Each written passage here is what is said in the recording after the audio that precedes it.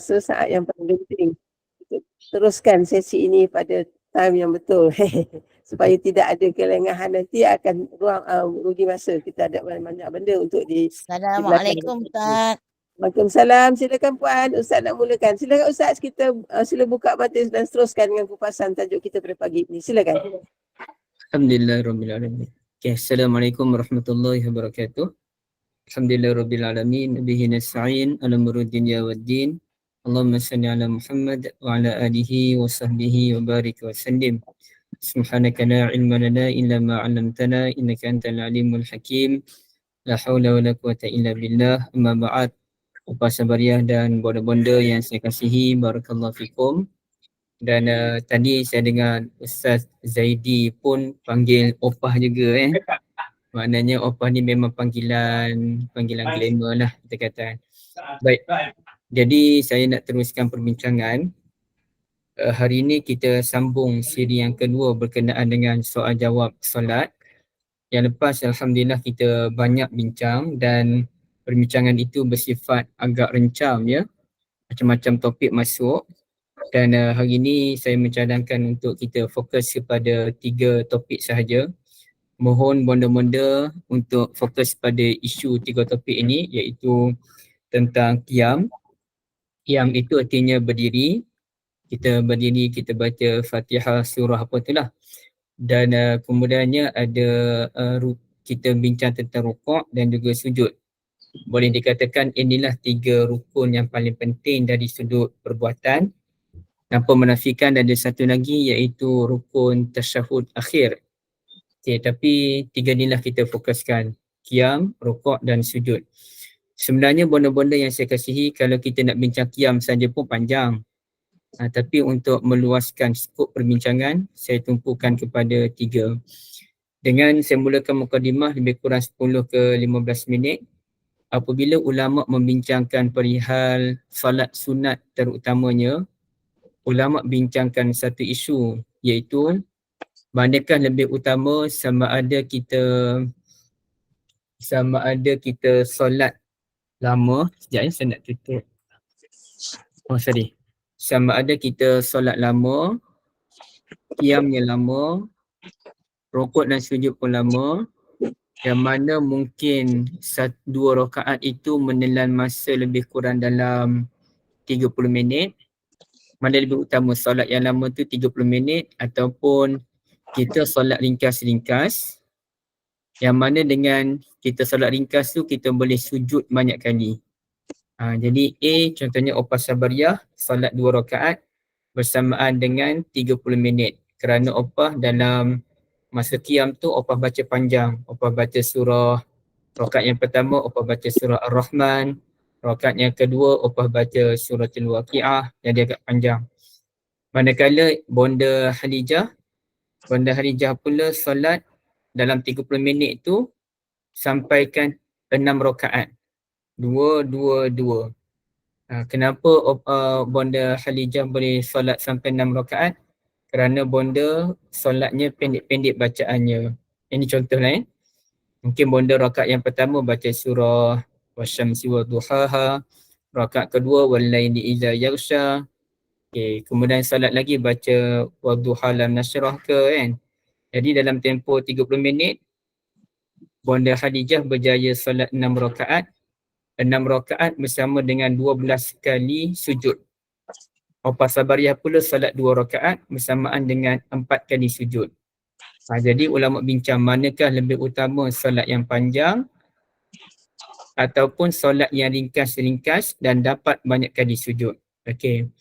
Maka kalau kita lihat perbahasan dalam mazhab Syafi'i, ulama Syafi'i kata yang lebih utama dalam bab salat sunat ialah qiyam tu mesti panjang.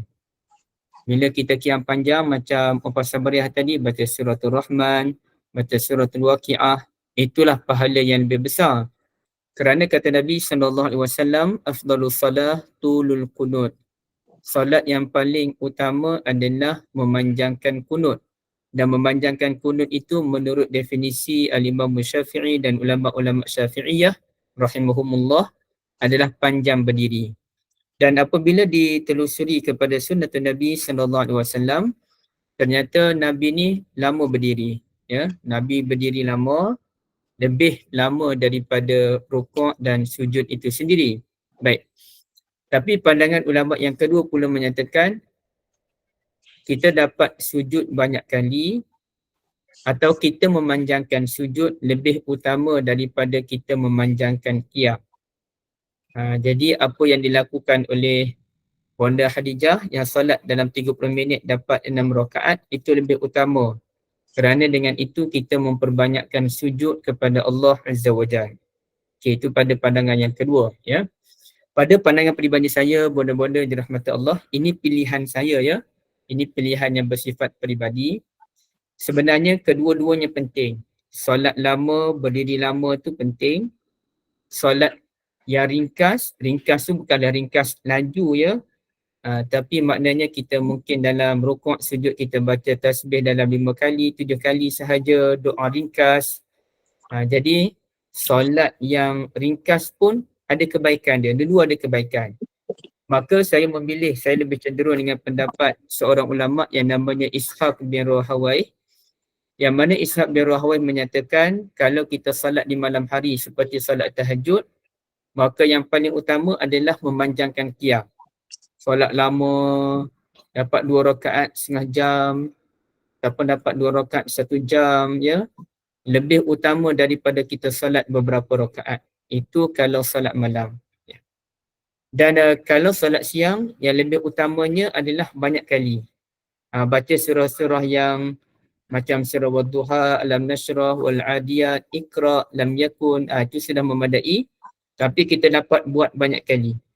Itu lebih utama daripada kita memanjangkan qiyam dalam solat sunat siang. Itu pada pilihan peribadi saya lah benda-benda sekalian ya. Baik. Jadi kalau kita tengok kepada Nabi SAW sendiri, bila Nabi qiyam tu memang Nabi baca surah yang agak panjang. Contohnya pernah dalam salat tahajud Nabi SAW membaca surah Al-Baqarah, surah An-Nisa dan surah Ali Imran hanya dalam 1 rakaat. Sedangkan Nabi ni membaca dengan tartil. Tartil ni artinya bacaan yang perlahan. Ibarat bacaan tartil ni kita baca macam ni lah. Wadduha wal-laili idha saja ma wadda'aka rabbuka wa ma qala. Satu-satu itu bacaan tartil. Jadi Nabi SAW baca tartil dalam salat sunat malam, jadi berdirinya lama. Jadi dan bukan sahaja berdiri lama, bahkan antara sunnatun Nabi SAW adalah bonda-bonda sekalian, apabila Nabi bertemu dengan ayat-ayat yang menceritakan tentang rahmat, maka Nabi SAW akan berdoa untuk mendapat rahmat. Contohnya, kalaulah kita membaca ayat jazaohum inda rabbihim jannatu adnin tajri min tahtihal anharu khalidina fiha abadan radhiyallahu anhum radu'an dzalika liman khasyiya rabbah Allahumma ja'alni minhum. Ya Allah, masukkanlah aku dalam kelompok orang-orang yang berjaya tersebut. Contohnya. Ataupun kalau kita membaca ayat tentang neraka, kita ambil satu ayat neraka, Hazihi jahannamul lati yukazzibu bihal mujrimun yatufuna bainaha wa baina hamimin an fabi ayyi ala'i rabbikuma tukazziban Allahumma qina azaban nar Allahumma qina azaban nar. Jadi itu memang stand Nabi. Jumpa ayat rahmat, Nabi akan doa dapat rahmat. Jumpa ayat azab, Nabi SAW akan doa supaya jauh daripada azab ataupun sembarang bentuk keburukan. Ini dianggap sebagai sunnatun mahjurah ataupun sunnah yang dilupakan. Orang lupa tentang sunnah untuk berdoa ketika membaca Al-Quran semasa solat sunat utamanya dan juga dibenarkan dalam solat fardu menurut mazhab Syafi'i. Itu mukadimah ringkas saya lebih kurang dalam 10 minit. Benda-benda sekalian, kita buka sebarang perbincangan tentang 3 rukun ini yang rukuk dan sujud. Apa saja perbincangan? Silakan puan-puan, boleh start, boleh mula bertanya sekarang ataupun tulis di ruang chatting. Mohon jangan buang masa, silakan. Tak ada. Assalamualaikum fokus. Ustaz. Waalaikumsalam warahmatullahi wabarakatuh. Ustaz, saya nak tanya sikit tentang persoalan masa kita sujud, boleh? Boleh, silakan bunda. Okey, masa kita sujud tu kan, saya ada dapat sedikit ni lah sebelum ni diberitahu tangan kita masa kita sujud tu, once kita dah letak tangan kita dekat sejadah tu kan, ataupun even lutut kita ke apalah, kita tak boleh ubah dah. Maknanya kalau kita ubah batal. Sebab kita dah macam sujud 2 kali macam tu bunda kan. Ya, saya dengar macam tu lah. Betul ke macam tu Ustaz? Sebab kadang-kadang kita tangan kita bila kita letak ni suddenly kita ada benda kat muka ke, kita nak tepis ke apa kan. Macam tu tak boleh ya? Ustaz, itu je Okey. soalan saya. Terima kasih banyak bunda Azadia. Okey, kita kena tahu bahawa anggota sujud ni ada 7 ataupun sebahagian ulama kata 8. Yang 7 ni dahi, kemudiannya 2 tangan, 2 lutut, 2 kaki. Okey. Dan yang kata 8 tu dia masuk sekali dengan hidung. Baik. Jadi antara 7 ataupun 8 anggota sujud ini, anggota yang paling utama bunda adalah dahi. Dahi merupakan anggota yang paling utama. Hatta kalau kita tengok orang lah, contohnya kita kata kamu sujud. Okey. Dia pun sujud, dia hanya letak kepala dia tapi kaki dia pun dia tak letak betul-betul, ataupun tangan dia pun dia duduk atas kepala ke, okey, ataupun sambil dia pegang Quran, dia sujud tilawah. Kita tengok dia macam tu pun kita akan kata dia sujud walaupun tangan dia tak letak betul-betul, walaupun kaki dia pun tak letak betul-betul, kita anggap dia sebagai sujud. Kenapa kita anggap dia sebagai sujud? Kerana dia telah meletakkan dahinya ke bawah. Okey, jadi semua ulama setuju bahawasanya anggota terpenting dalam sujud adalah dahi. Dan semua ulama sepakat bahawa kita wajib sujud atas dahi, melainkan ada sebahagian ulama kata kalau sujud atas hidung pun dikira walaupun dahi itu tak rapat. Tapi itu pandangan terpencil. Okey. Apabila kita memahami dahi merupakan anggota yang paling penting, maka kalaulah 6 lagi anggota sujud tadi tidak diletakkan dengan cara betul, sebahagian ulama tak kisah. Contohnya Bonda Azalia, masa kita sujud tiba-tiba kaki kita gatal, yang bahagian kaki kiri. Maka kita angkat kaki kanan kita untuk garu kaki kiri, maka tak ada masalah. Kita letakkan balik kerana ia bukan anggota sujud terpenting. Ataupun masa sujud tiba-tiba kita gatal kepala, kita garu. Adakah bila kita garu, kita tak boleh letak tangan kita balik? Bayangkan kalau kita solat kita nak sujud lama. Target kita nak baca tasbih Nabi Yunus AS sebanyak 40 kali masa sujud. Tiba-tiba baru je baca 10 kali kita dah garu. Bila kita garu, kita tak boleh letak balik tangan kita ke tempat sujud. Bayangkan berapa lama lagi kita nak bertahan dengan tangan atas kepala, tak boleh letak balik ke tempat sujud. Jadi itu sesuatu benda yang mustahil. Apalagi memang normal manusia ni dia ada gatal-gatal dia masa sujud, ada gatal kan. Maka kita menggaru. Kalau kita tak boleh letak balik tangan, benda itu benda yang menyulitkan. Benda menyulitkan ini tidak diajar dalam agama. Hatta kalau kita sujud, tiba-tiba masa kita letak dahi, tiba-tiba ada benda yang tajam sikit. Contohnya ada pasir-pasir kecil. Maka kita pun angkat balik, kita pun sapu, baru kita letak semula dahi kita, itu pun dibolehkan.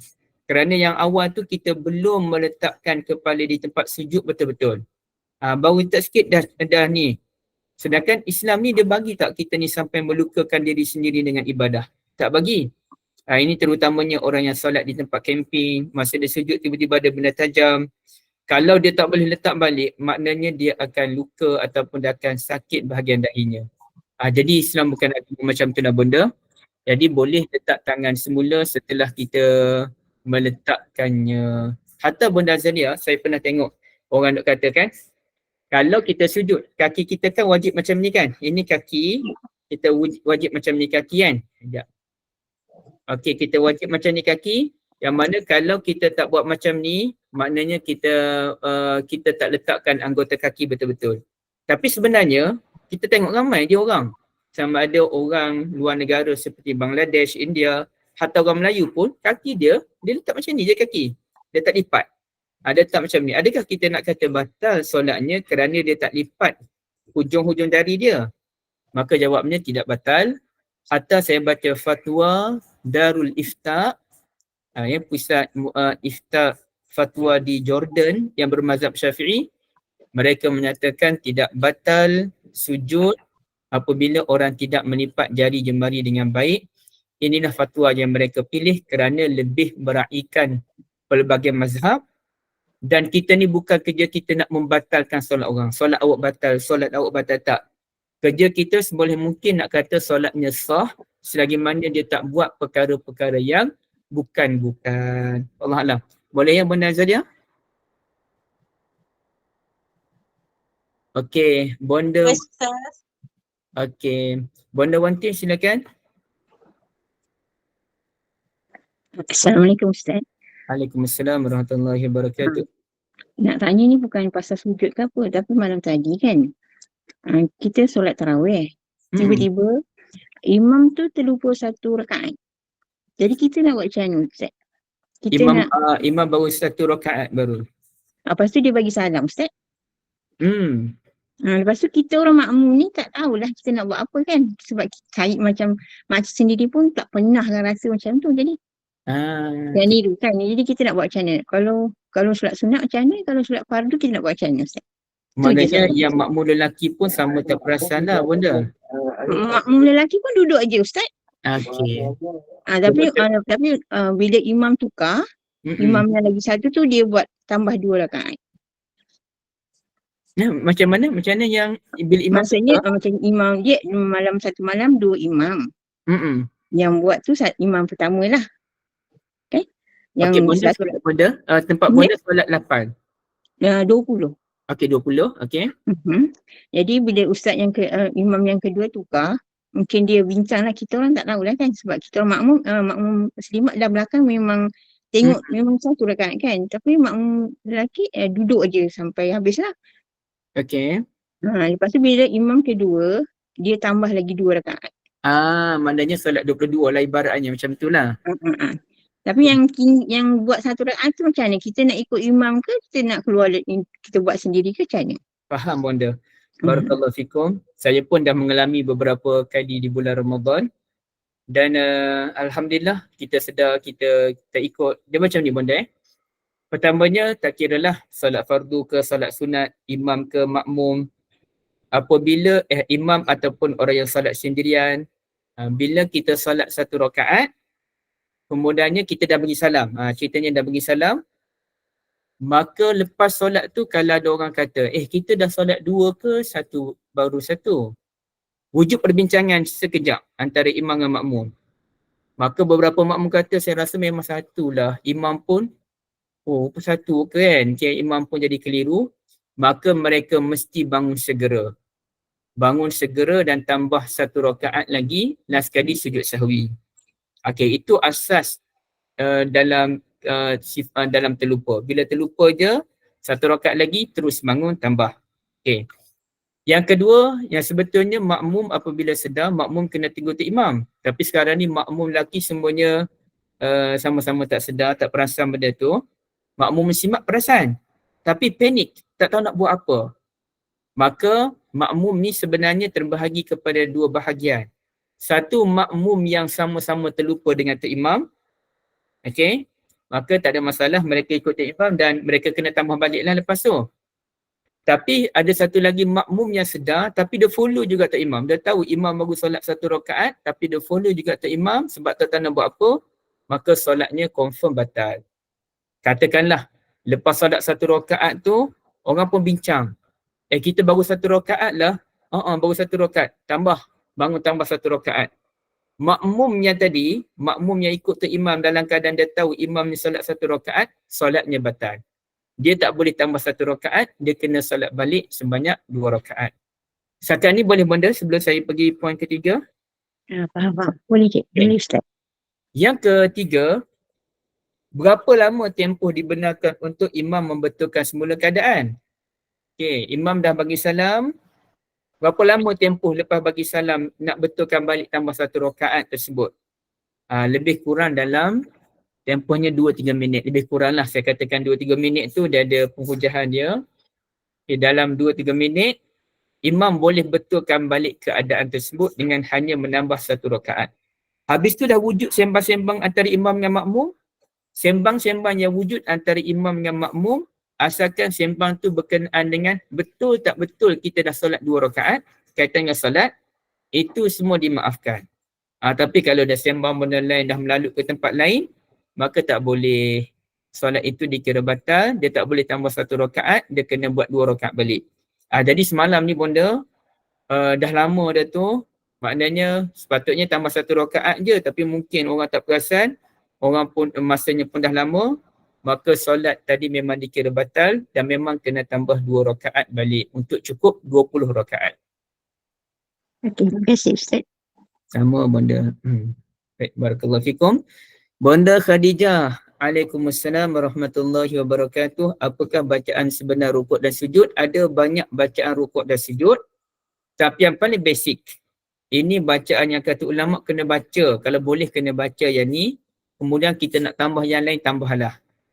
Okay, kalau menurut hadis Nabi SAW, kita tengok dalam kitab-kitab mazhab Syafi'i, bacaan masa rukuk berbunyi Subhana Rabbiyal Azim dan bacaan masa sujud berbunyi Subhana Rabbiyal A'la.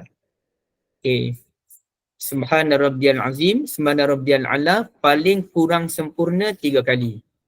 Kalau boleh 5 kali, 7 kali ke atas. Okay. Dan kemudiannya bonda nak tambah.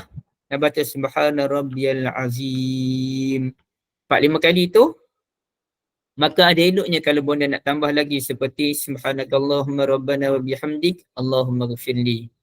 Subhan Qudusun Rabbul Malaikati Warruh dan sebagainya.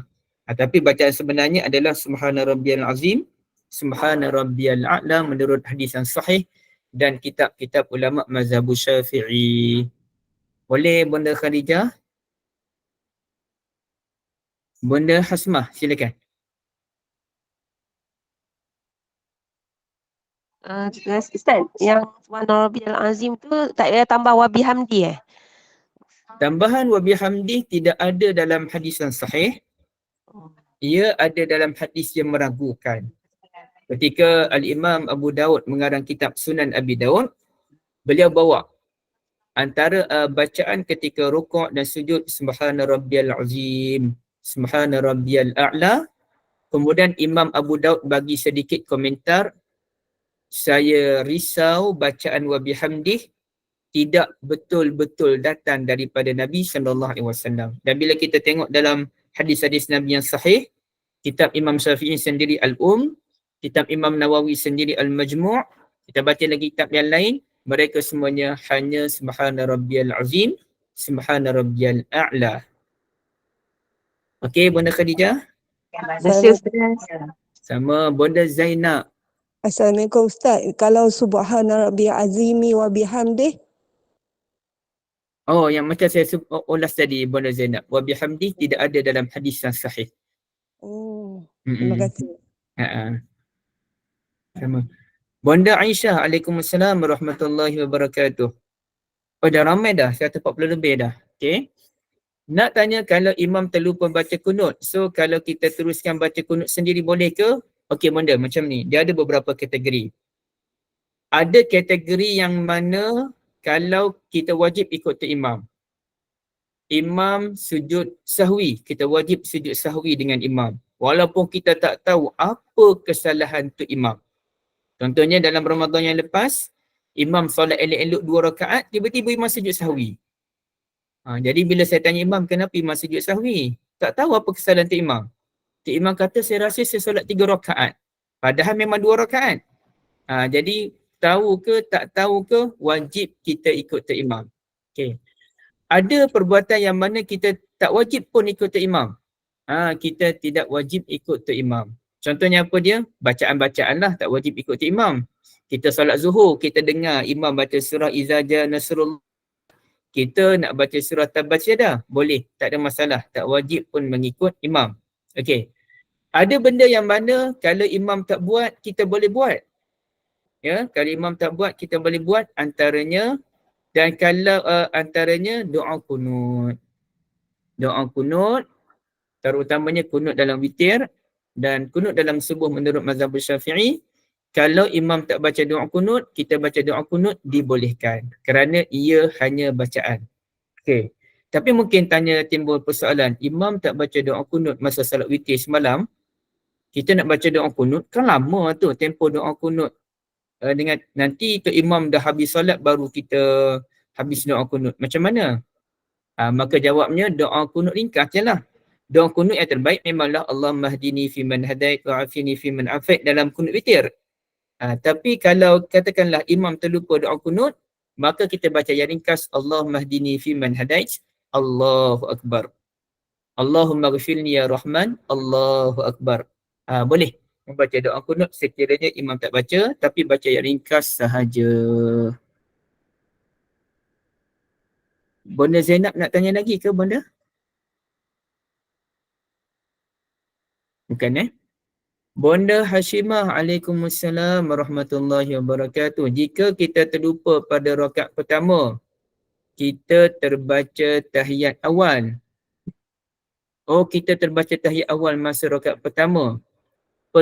Perlukah kita sujud sahwi dan pada rakaat kedua kita baca tahiyat awal sekali lagi? Okey. Jawabnya, ya. Kalau kita terlupa apa saya terlupa? Tertambah ke, terkurang ke, tertambah macam mana? Inilah terbaca tahiyat awal pada rakaat pertama. Okey. Tertambah jadi 5 rakaat salatul zuhur. Ataupun tertambah baca doa kunut masa solat witir 2 rakaat. Baru solat witir 2 rakaat dah terbaca doa kunut dah. Tertambah semua tu. Okey. Ataupun terkurang, tak baca tahiyat awal. Terkurang, baru solat 1 rakaat. Lepas tu baru tambah 1 rakaat. Terkurang, tertinggal. Semuanya disunnahkan untuk sujud sahwi. Dan memang pada rakaat kedua, kita kena bacalah tahiyat awal sekali lagi.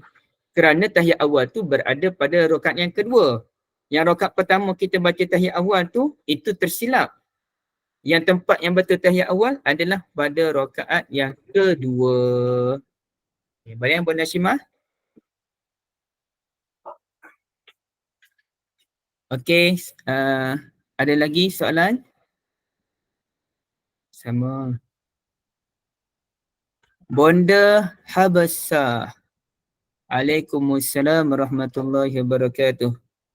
Perkara ini berlaku ketika solat tarawih. Dalam rakaat pertama ada sujud sajadah. Bila imam turun sujud sajadah, makmum tersilap rukuk. Kemudiannya terus sujud. Okey, makmum rukuk dulu. Tengok imam sujud. Makmum pun terus sujud. Macam mana? Okey, 1. Sujud tilawah. Apabila imam turun sujud, makmum tu dia terlupa. Dia turun ke rukuk dulu. Bila dia turun rukuk, baru dia perasan imam sujud tilawah. Maka memang caranya adalah makmum terus turun rukuk, turun sujud bersama dengan imam. Jadi caranya betul. Makmum terus turun sujud bersama dengan imam. 1. Bonda? Sorry, saya laju pula. Sepatutnya saya pelan-pelan Semangat. Semula saya terang pelan-pelan Okey, itu 1. Yang kedua, bonda-bonda, katakanlah kita ni Allahu Akbar, rukuk. Bukan tengok-tengok semua orang sujud tilawah. Kita pun nak turun sujud tilawah. Dalam perjalanan kita nak turun sujud tilawah, tiba-tiba imam bangun.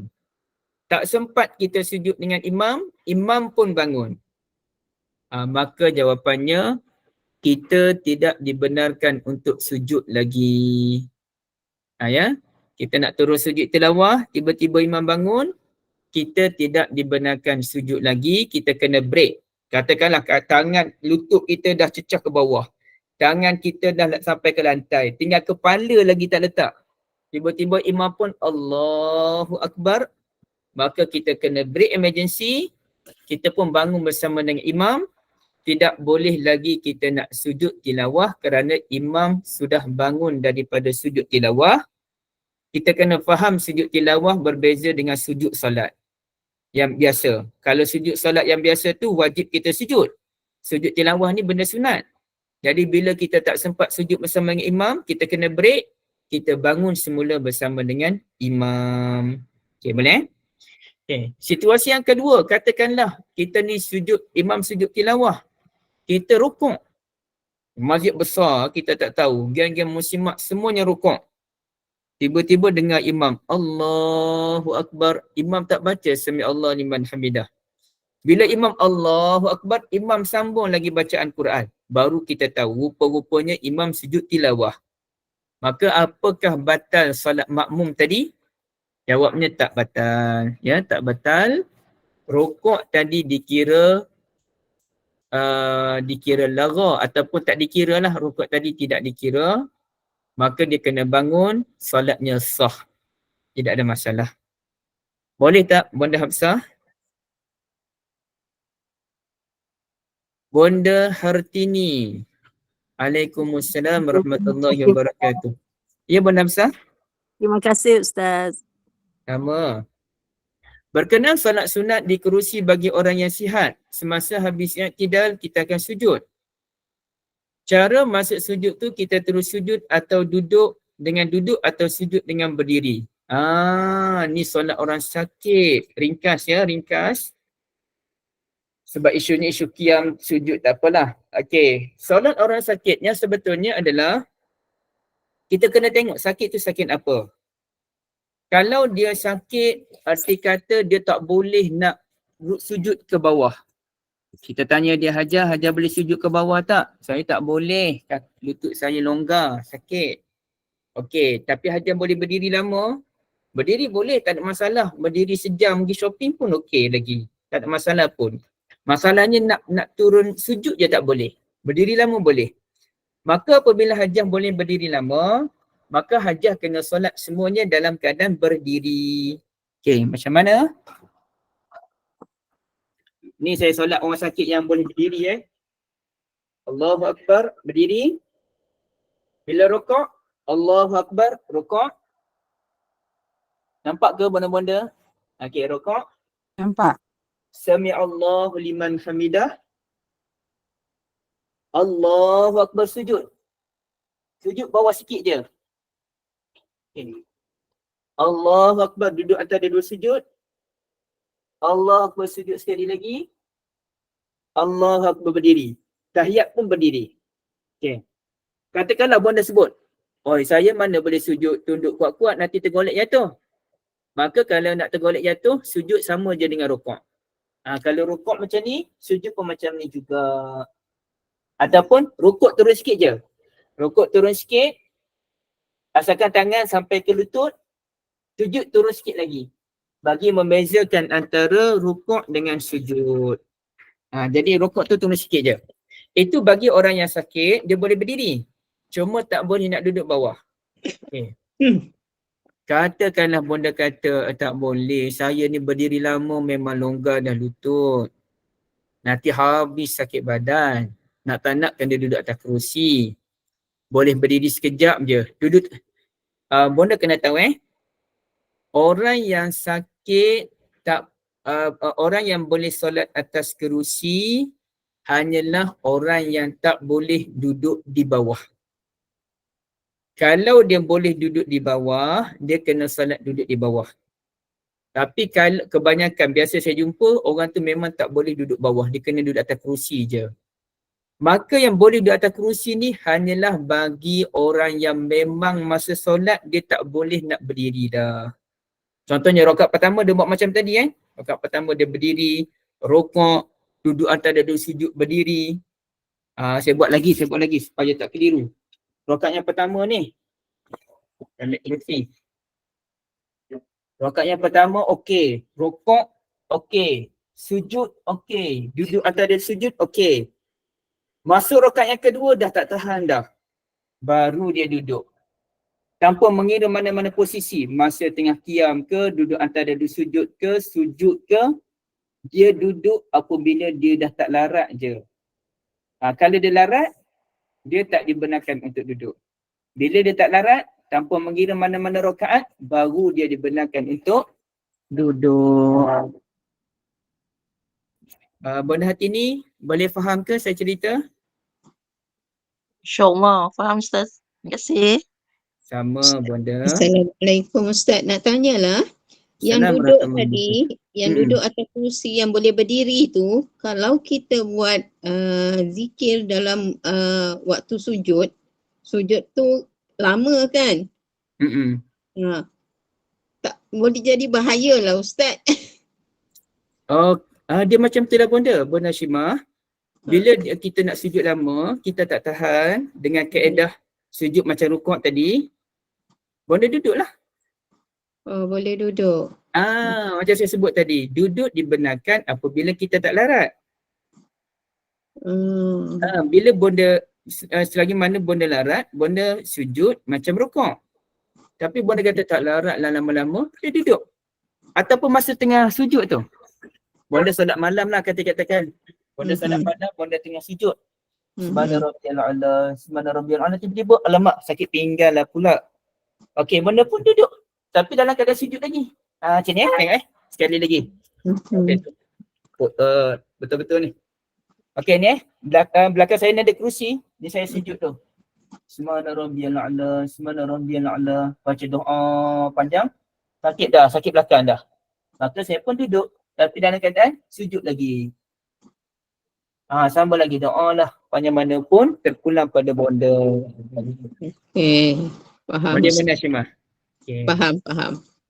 Kalau bonda tak jelas lagi, set kita jumpa mana-mana kedai kopi, saya tunjuk praktikal kat kedai kopi tu. Sebab saya dah buat macam tu Ustaz. Lepas tu? Tapi lepas tu lutut saya lagi tambah sakit.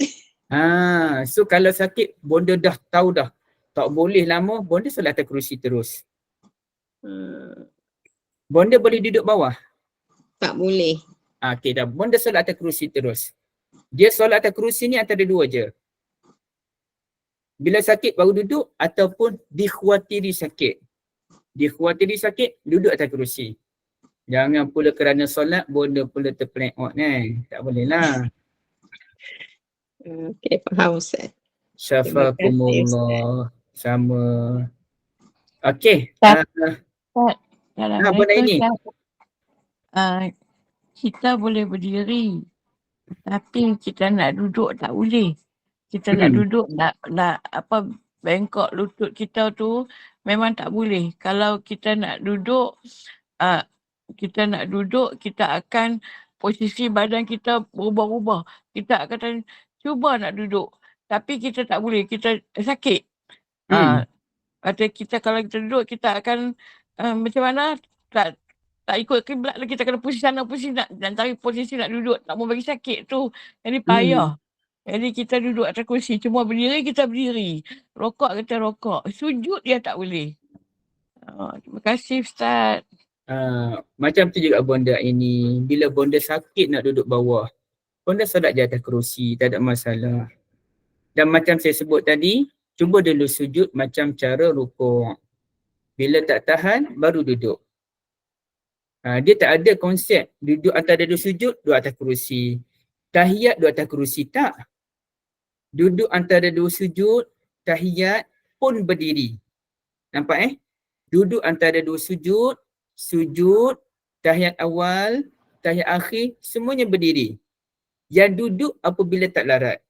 Bila bonda tak larat, bonda duduklah mana-mana pun. Masa tengah baca Fatihah, tak larat, duduk. Masa tengah rukuk, tak larat, duduk.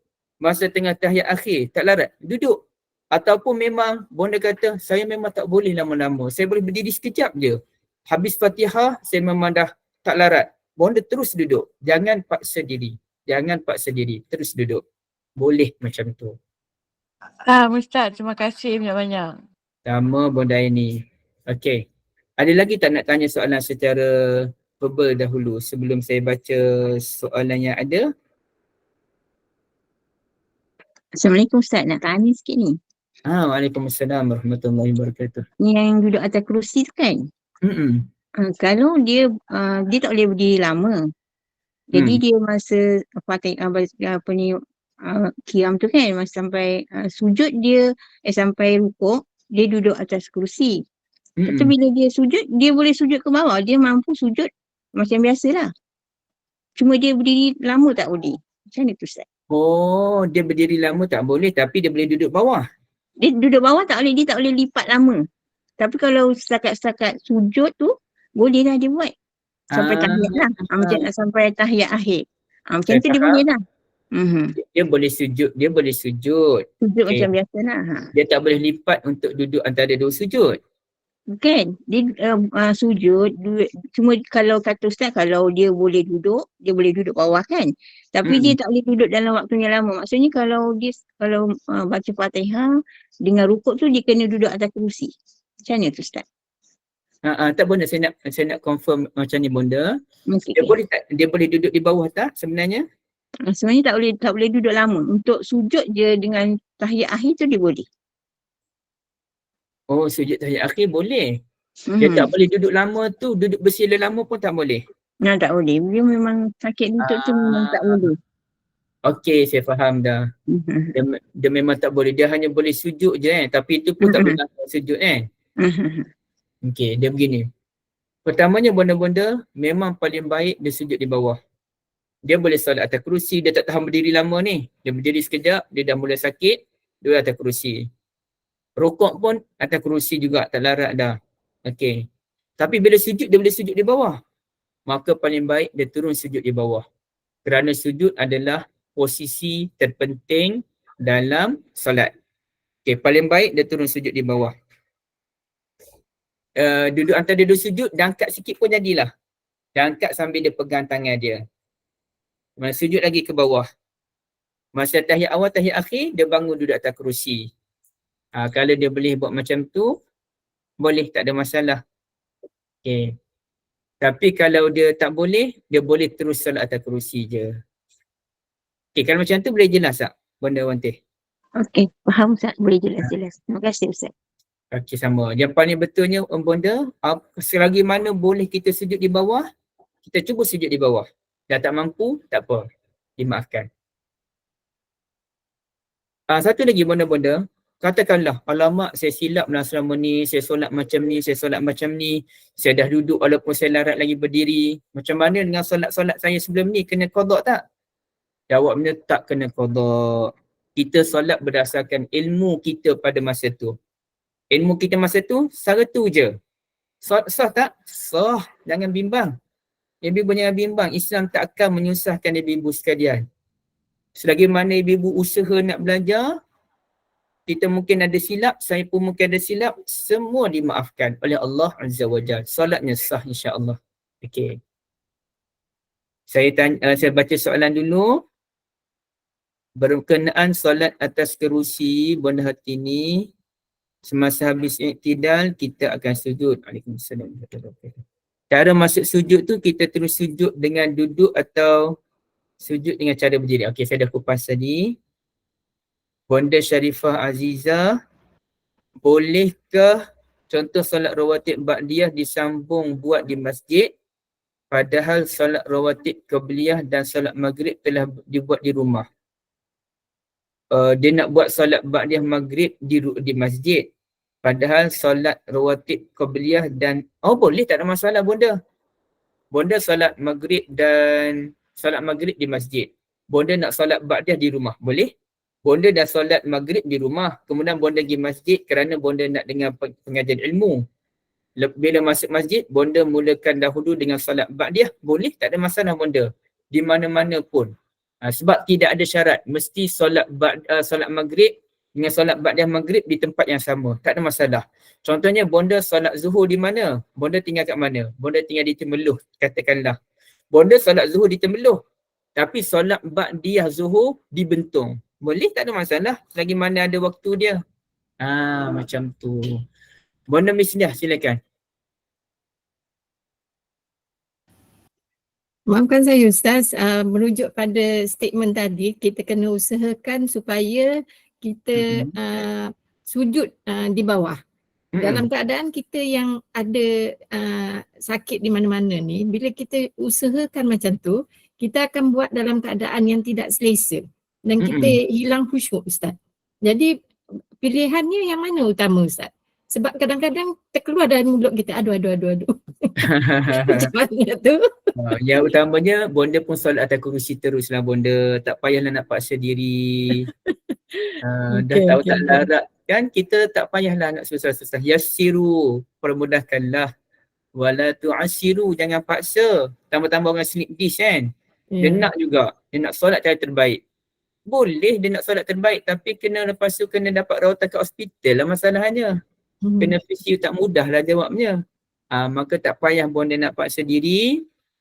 Bonda sujud je macam biasa dan pahala bonda yang solat atas kerusi, sujud atas udara sama dengan pahala orang yang sujud di bawah.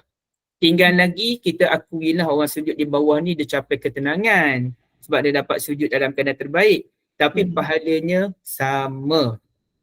Macam tu ya Ustaz ya. Bonda Misli. Cantik nama. Misliah nama saya. Terima kasih Ustaz. Sama Haji Din. Tuan Haji. Ada lelaki kat sini rupanya ke ataupun nama suami tu? Haji Din ada soalan ke? Ada Ustaz. Assalamualaikum Ustaz. Waalaikumsalam warahmatullahi wabarakatuh. Gini Ustaz, bila kita solat atas kerusi, soft kita adakah kaki kita mengikut soft solat itu dan kerusi di belakang sementara tu. Kemudian apabila kita tak larat nak duduk, baru kita tarik kerusi sama dengan soft ataupun asal-asal kerusi itu terus ikut soft. Okey. Haji tinggal kat mana Haji? Abang Dim Ustaz. Abang Dim, Masya Allah. Macam mana Abang Dim boleh masuk sini? Tumpang isteri. Masya Allah. Saya pelik Haji mana tersak masuk sini. Tapi dengan suara macam cam. Ya, Abang Dim tinggal kat Selangor. Bila Abang Dim tinggal kat Selangor, barakallahu fikum, kena ikut fatwa Selangor. Seingat saya lah Abang Dim, fatwa Selangor menyatakan kaki belakang kerusi tu, kaki kerusi bahagian belakang mesti disamakan dengan kaki orang lain. Rasanya fatwa Selangor pegang yang tu. Jadi bila Abang Din solat di Selangor, Abang Din kena buat macam tu. Kaki kerusi sama dengan kaki orang lain. Okay. Tapi kemudian Abang Din pun pergilah ke Kedah. Pergi ke Kedah, maka Abang Din kena ikut cara Kedah pula.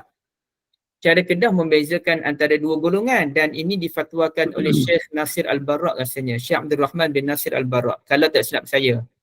Kalau kita banyak berdiri, masa qiyam kita berdiri, masa rokok kita berdiri, masa tang sujud je kita tak larat baru kita duduk. Maka kita mesti berdiri sama dengan kaki orang lain. Mana kita kena pilih di ujung-ujung lah. Kalau boleh, selagi mana boleh kita duduk di ujung-ujung. Okay. Kita kena berdiri sama dengan kaki orang lain, kerusi tu duduk di belakang. Ini fatwa Kedah. Tapi kalau kita banyak duduk je, kebanyakannya kita duduk. Hatta masa berdiri pun kita duduk. Maka kaki kerusi belakang tu sama dengan kaki orang lain. Boleh nampak tak benda-benda sekalian? Kalau banyak berdiri, kita kena berdiri sama dengan orang lain. Kalau kita banyak duduk, maka kaki kerusi bahagian belakang yang sama dengan kaki orang lain. Okey. Katakanlah Abang Din ni banyak berdiri. Abang Din duduk di Kedah, Abang Din banyak berdiri, maka Abang Din pun berdiri sama dengan orang lain. Pastilah kerusi tu akan duduk di belakang. Bila kerusi duduk di belakang, dia akan mengganggu orang belakang untuk buat soft. Dia tak akan rapat. Maka macam mana bila soft di belakang tak rapat? Maka jawabnya tidak ada masalah. Kedudukan kerusi Abang Din tadi ibarat tiang. Macam masjid kan kita ada tiang kan, kita tak rapat juga soft tu kerana ada tiang. Maka bila orang duduk belakang Abang Din tu tak boleh rapat kerana ada kerusi Abang Din, maka ada senggang dia soft tu, tidak ada masalah. Wallahualam. Itu yang balik. Ya, gini Ustaz, apabila kita nak duduk tu, kita tarik semula kerusi tu ikut soft. Mula-mula kita kerusi tu duduk belakang. Mula-mula kita diri ikut soft. Jadi kerusi tu di belakang. Kemudian apabila kita tak larat nak duduk tu, kerusi tu kita ke depan sikit, tarik kerusi ikut soft. Boleh macam tu? Dia boleh, tak ada masalah Abang Din. Kalau buat macam tu pun terus buat macam tu pun tak ada masalah. Cuma saya lebih suka kalau ikut cara negeri masing-masing. Cara negeri masing-masing tu Dari awal lagi macam tu. Sebab kalau Abang Din buat macam tu, mula-mula Abang Din letak kerusi kat belakang. Orang belakang dah tak dapat soft kerana kerusi Abang Din. Tiba-tiba bila Abang Din nak sujud, Abang Din tarik balik ke depan. Dia jadi kosong balik kat belakang tu, nampak tak? Ya, ya. Dia mengganggu situasi orang duduk belakang tadi. Maka paling baik Abang Din terus buat satu cara je. Okey, baik. Terima kasih Ustaz. Alhamdulillah Sama. faham. Kecuali satu lagi, Abang Din ada kerusi kecil yang tak ada tempat menyandar. Mula-mula kerusi kecil tu duduk di depan. Kita berdiri sama dengan soft. Kerusi duduk di depan. Bila kita nak duduk kerana tak larat, kita pun tarik kerusi. Biar kita boleh duduk. Macam tu lagi cantik. Okey. Baik. Terima kasih Ustaz. Sama. Waalaikumsalam warahmatullahi wabarakatuh. Okey, Bonda Rokiah, kalau terlupa baca doa kunut dalam solat witir macam mana? Sujud sahwi. Kalau terlupa sujud sahwi, dimaafkan, tak ada masalah. Bonda Aisyah, nak tanya kalau kita was-was antara rakaat kedua ke rakaat ketiga, macam terlupa baca tahiyat, nak buat macam mana? Bila Bonda confused, aku ni dah rakaat kedua ke ataupun aku ni rakaat kedua ke rakaat ketiga, maka Bonda kena anggap Bonda baru rakaat kedua. Kena ambil yang kurang. Bila Bonda confused antara rakaat pertama ke kedua, Bonda kena anggap Bonda baru rakaat yang pertama. Sama juga dalam apa-apa pun, Bonda confused. Aku dah sujud sekali ke, aku baru sujud sekali ke, aku dah sujud 2 kali. Kena anggap baru sekali. Aku dah baca tahiyat awal ke belum? Kena anggap belum. Aku dah, kalau tawaf, aku dah pusing dah 7 kali ke baru 6 kali? Kena anggap 6 kali. Dia kena kurang macam mana pun. Aku dah sa'i 5 kali ke 7 kali? Kena anggap 5 kali. Macam tu. Boleh Bonda Aisyah? Mana Puan Aisyah diam je? Ustaz, pencerahan sikit. Apa nak tanya boleh? Boleh, apa sila? Ketika solat wajib, kita buat baca surah, tak boleh tengok Quran, betul? Dan ketika solat sunat, kita boleh baca Quran. Hukum dia macam mana sebenarnya Ustaz? Okey. Apa hukum membaca tengok Quran dalam solat fardu? Jawabnya boleh. Cuma paling baik tak tengok. Kalau tengok jadi macam mana? Makruh? Tak kata makruh. Kita kata kurang afdal je. Okay. Dia tak makruh. Dia kurang afdal. Tapi kalau nak tengok, boleh, tak ada masalah. Okey. Dalam solat sunat, boleh tengok Quran, tak ada masalah. Walaupun paling baik memang tak tengok Quran. Tapi dah kita ni duk baca, duk ulang surah sama je solat sunat. Dah 20 tahun. Wadduha alam nasyrah. Wal as inna tainakal kausar. Kita nak baca juga surah panjang, tapi kita tak hafal masalahnya. Okey, maka boleh dalam solat sunat tahajud ke, solat sunat apa ke, kita bukalah Quran, sama ada mushaful Quran ataupun handset. Paling baik mushaf Quran lah. Kalau handset ni dia panggil apa ya, tak cantik pula mata kita duduk direct dengan skrin je kan. Kita buka mushaful Quran yang besar tu, kita baca di situ. Boleh. Okey, Ustaz, dalam kes ini kita tak baca surah pilihan, tapi kita ikut turutan supaya bila sampai masanya 30 juzuk selesai. Boleh, alhamdulillah sangat. Okey, baik. Masya Allah sangat. Tambah-tambah bulan Ramadan. Bulan Ramadan, imam memang digalakkan habis 30 juzuk walaupun kita tak mampu. Okay, kita kan juzuk 30 je kan. Okay, tapi maknanya kalau kita nak pegang 30 juzuk, imam pun bukanlah dia boleh lancar semua kan. Maka boleh tak ada Quran? Boleh. Sebabnya ada petua dari lain yang Wafat terima kata makruh. Takutnya. Makruh tu betul dalam mazhab Hanafi rasanya makruh. Dan mazhab Hanafi kata makruh kenapa? Nak tahu juga kenapa mazhab Hanafi kata makruh tengok Quran dalam solat? Kerana nanti dia melibatkan pergerakan kita nak belik-belik tu. Sedangkan belik Quran tu sikit je pun, bukannya menggunakan Janganlah buat 3 kali. Ustaz jangan buat 3 kali berturut-turut nak belik pun kan. Dia macam ni apa? Kita katakanlah, cuba bona-bona tengok sekalian ya. Okay, saya berdiri ni. Depan saya ada Quran Anggap depan saya ada Quran. Okey. Saya gerak tangan ke depan, saya belik, saya tarik balik. Okey, berapa pergerakan dah bonda-bonda? 3. 3. Satu ke depan, satu ke depan, lepas tu balik kedua, ketiga tarik ke dada. 3.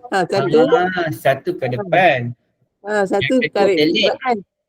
2. Yang ketiga tarik Ketiga tangan. tarik. Ha. Bukan macam tu apa. Oh, ya ke? Okey. Kalau macam tu memang batal lah sebab dia 3 kali dah berturut-turut. Ya.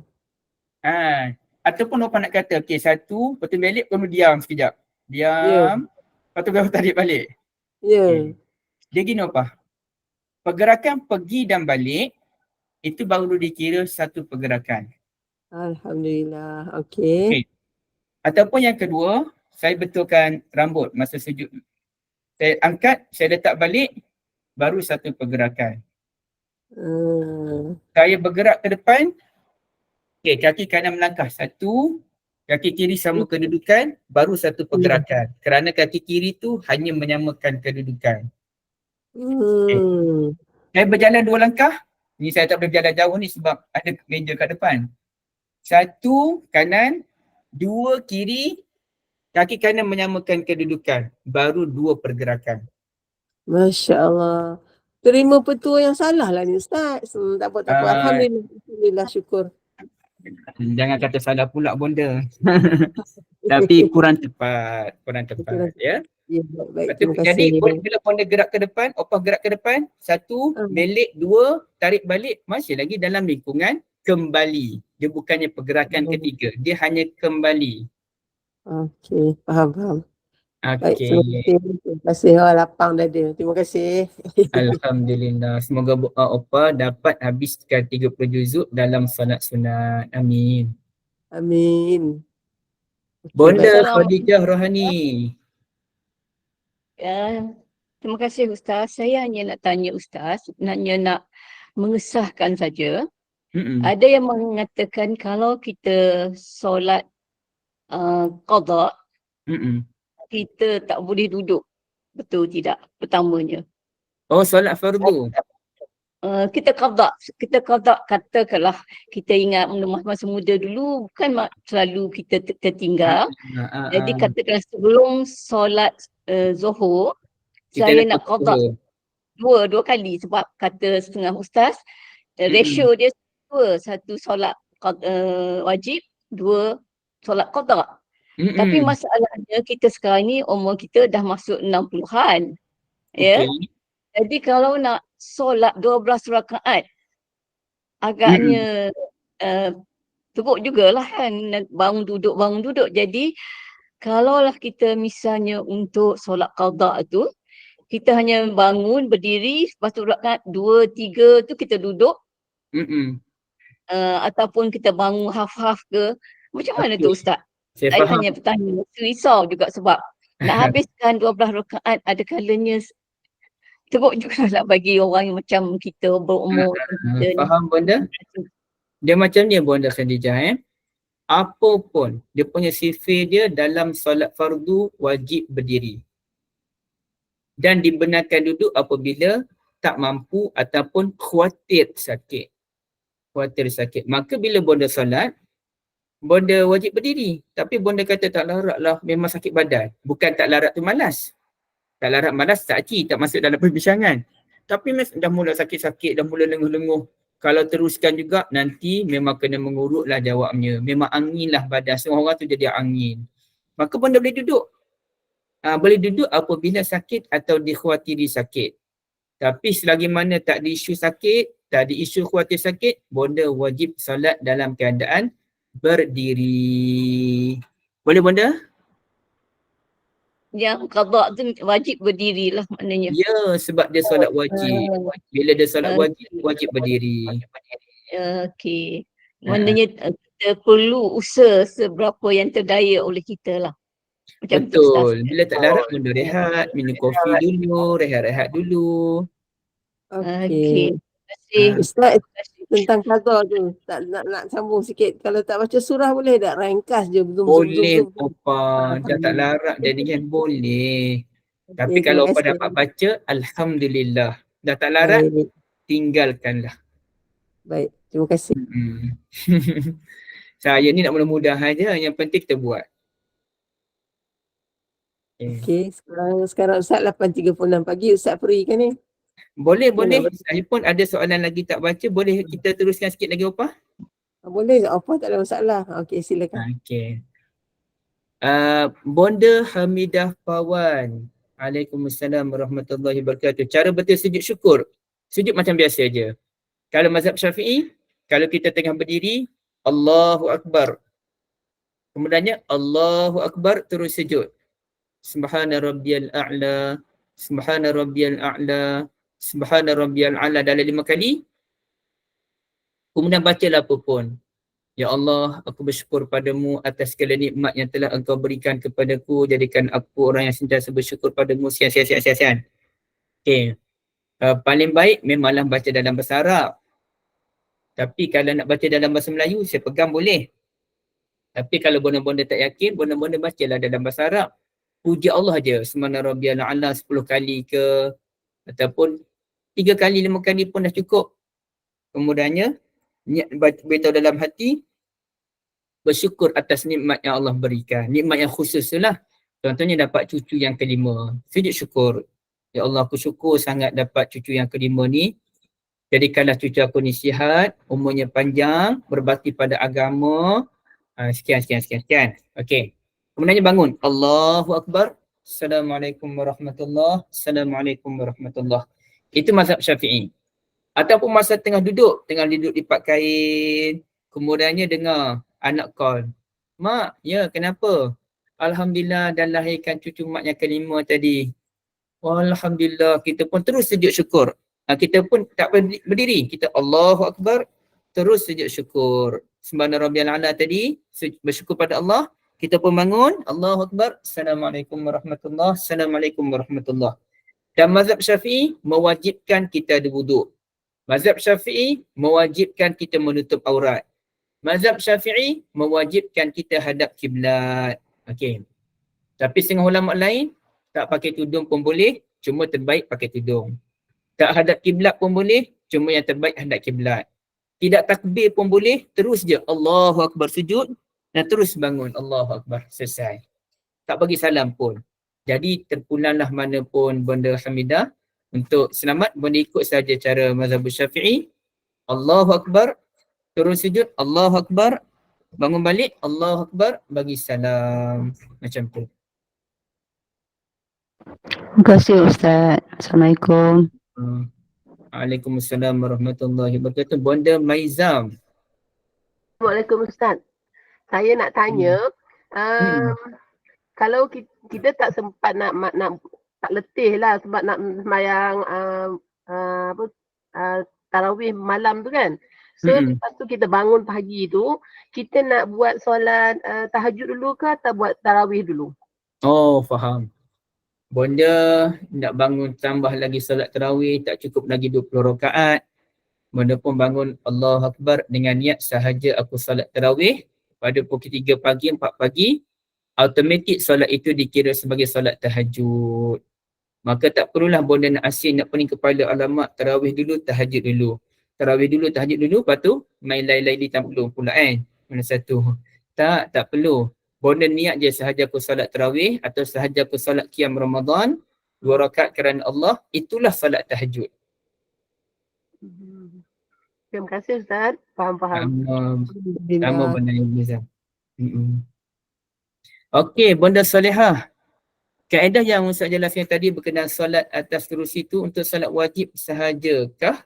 Ya, solat wajib. Solat sunat boleh duduk walaupun tanpa keuzuran tapi dapat pahala separuh. Oli 63, bonda Oli, wah. Bagi orang kegemukan, super obes, dia boleh duduk atas lantai, duduk atas kerusi tak muat. Tapi sukar untuk duduk properly 90 degree. Kadang-kadang dia macam membengkok ke depan sedikit. Keduduk kaki tak boleh didapatkan. Apa perlu dia buat? Macam ni lah bonda. Duduk ni duduklah macam mana pun mengikut keselesaan. Dia tak boleh duduk macam antara dua sujud. Duduk bersila. Dia tak boleh nak bersila sebab kaki payah nak lipat. Dia kena belunjuk kaki. Dia belunjuk kaki. Dia tak boleh duduk tanpa menyandar. Nanti sakit badan pula kerana tak menyandar. Menyandar di dinding atau menyandar di kerusi. Kan di masjid kan dia ada kerusi yang duduk di bawah. Ni biasa tuan-tuan haji lah yang biasa duduk. Jarang saya nampak bonda-bonda yang duduk. Maka kita duduk atas kerusi, kita menyandar. Boleh, tak ada masalah. Yang penting boleh duduk dengan cara yang paling selesa dia boleh buat. Okey, dia boleh duduk tu dalam keadaan sekejap kaki kena betulkan sana, sekejap kaki kena betulkan kat sini. Boleh, semua itu dimaafkan oleh Allah Azza wa Jalla kerana kesakitan yang dia alami. Bahkan Allah hargai dia kerana bersungguh untuk solat. Jadi payah-payah sangat bagi orang yang badan besar sikit, memang sakit kalau tak menyandar, menyandar je. Cari pot yang paling sesuai.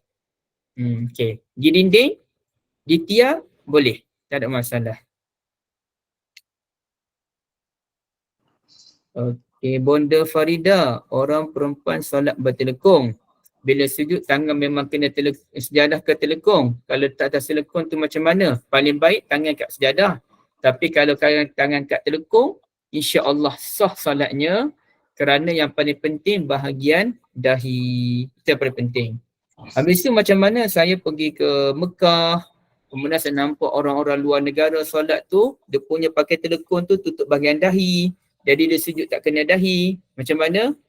Maka jawabnya adalah jumhur ataupun kebanyakan ulama. Jumhur ulama menyatakan tidak wajib kita sujud dahi direct kena tempat sujud. Jadi kalau ada orang perempuan pakai telekung tutup dahi, dia sujud, jangan pula bonda-bonda kata batal solat awak tadi, awak kena ulang balik. Tak batal. Majoriti ulama kata tak batal. Mazhab Syafi'i kata wajib. Tapi betul lah nanti kita akan kata mazhab Syafi'i kata wajib. Maknanya solat hajah tadi batal. Tak bolehlah kita nak batalkan orang. Cuma kita bagi tahu dia solat puan tadi paling baik puan angkat telekung tu sikit biar dahi direct kena tempat sujud. Dia pun tanya kita macam mana solat saya tadi? Sah. Kebanyakan ulama kata sah. Atau orang lelaki dia pakai serban besar menyebabkan sujud dia tu tak kena betul-betul tempat dahi dia tak kena betul-betul tempat sujud. Sah insya-Allah. Saya pegang macam tu. Itu yang paling sesuai dengan beberapa orang kan. Okey, jadi tangan kena telekung tak ada masalah. Sah insya-Allah. Cuma paling baik letak tempat sujud. Tapi bukan senang sebab telekung tu besar kan. Bonda Wirda ada apa-apa? Assalamualaikum Ustaz, saya nak tanya ya. Tempat masjid tempat saya ni sekarang dia buat 20 rakaat. Tetapi untuk tarawih, tapi sekarang sebab tahun-tahun sebelum ni dia orang baca tu banyaklah. Dia punya ayat tu macam ayat tu panjang lah. Tapi sekarang satu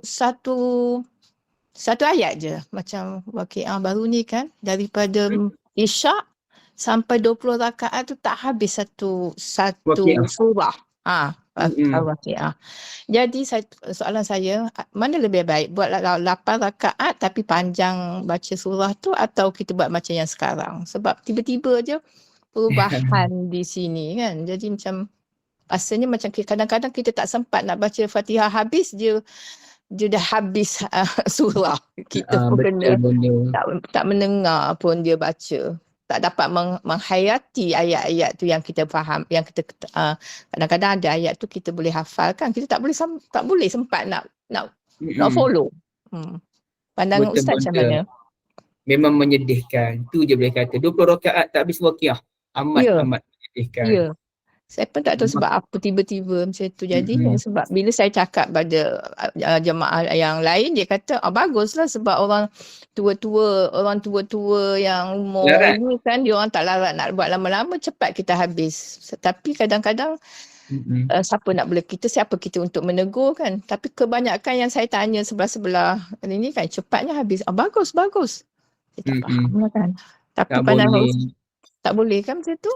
Kita beribadat ni bukan untuk mempercepatkan nak cepat habis. Betul. Kita ibadat ni untuk mendapat ketenangan dan sesuatu.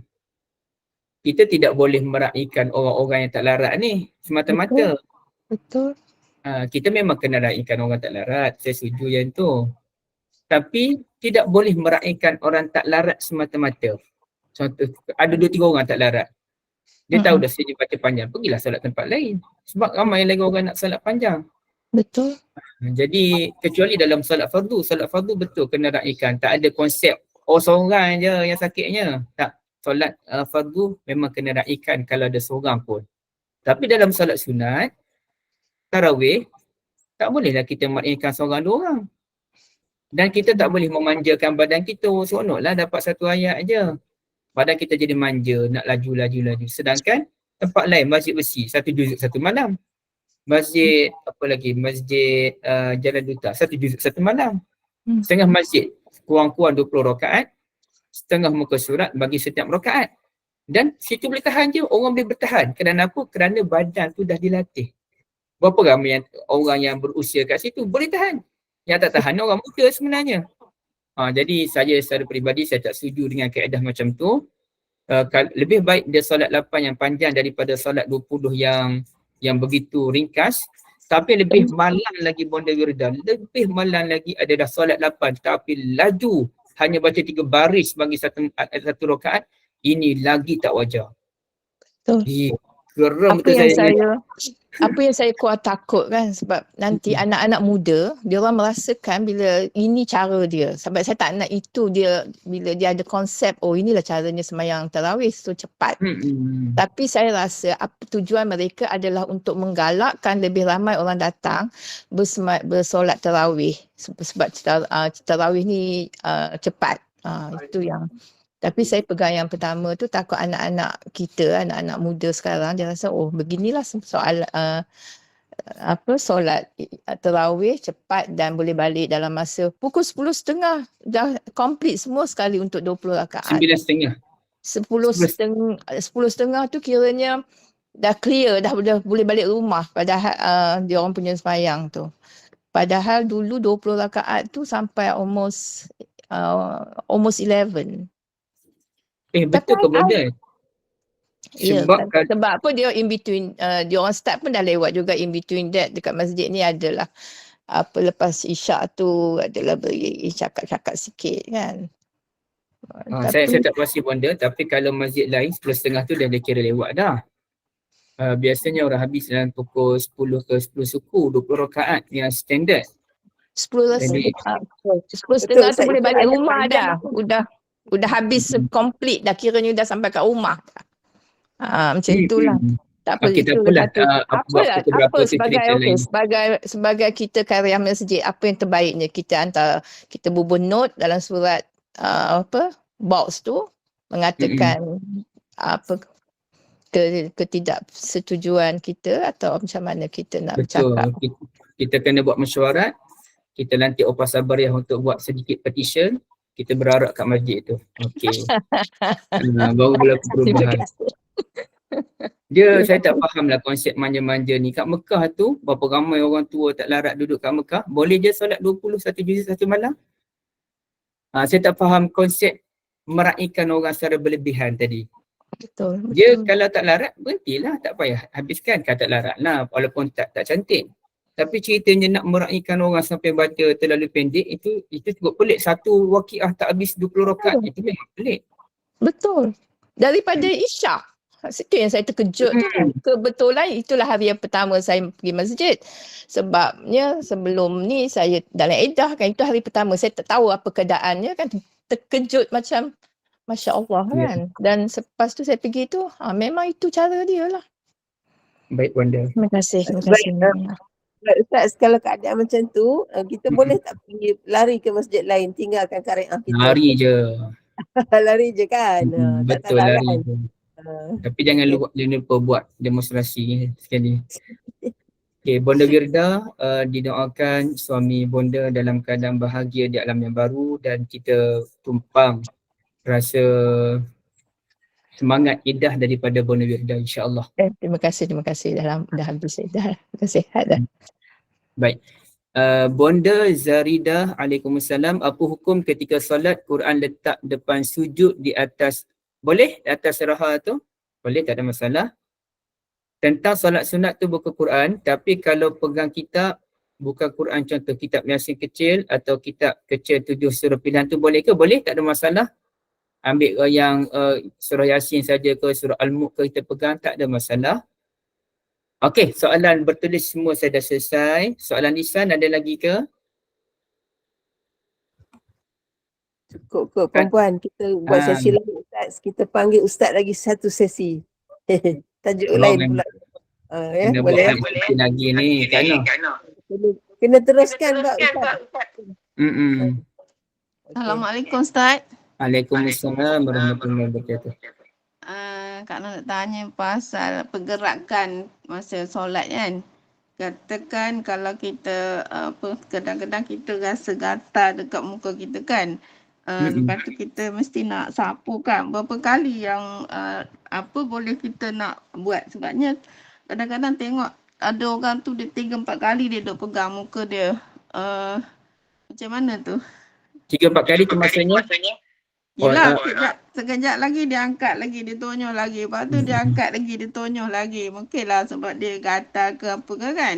Jadi berapa kali yang dibolehkan? Okey Kak Noh. Kak Noh boleh mute dulu, suara saya bergema. Okey. Okey, berapa kali? Ya. Okey. Yang tak bolehnya mazhab Syafi'i Kak Noh 3 kali berturut-turut yang tak boleh. Tapi kalau tak berturut-turut, dah kawan tu gatal. Contohnya saya pernah terkena eczema dalam beberapa bulan. Memang derita tu Allah saja yang tahu. Jadi masa solat garu. Sekejap-sekejap garu. Semua itu tak ada masalah kerana dia bukan 3 kali berturut-turut. Hatta kalau kita garu banyak kali. Tapi menggunakan satu pergerakan kecil je, satu jari. 1000 kali pun tetap dikira baru sekali. Kerana dia hanya pergerakan kecil.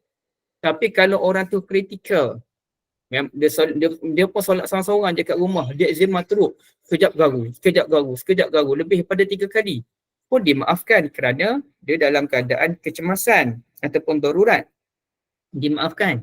Tapi ceritanya banyak kali garu selagi mana dia bukan 3 kali berturut-turut, dimaafkan. Boleh Kak Naik? Okey, terima kasih Ustaz. Faham. Okey, last sekali. Ada tak siapa-siapa lagi? Okey, Opa. Alhamdulillah. Alhamdulillah. Syukur pada Allah. Walaupun kita dah 60 tahun solat Ustaz, masih ada lagi yang kita tak faham kan. So kena teruskan sesi ni. Dan Opa ingin mengucapkan jutaan terima kasih kepada Puan Hajah yang taja sesi ini, yang memberi idea kepada Opa supaya buat benda ni. Alhamdulillah. Puan punya idea sangat bagus. Jadi insyaAllah Ustaz pun kena jadi sangat bagus jugalah bila kita jemput kena buat.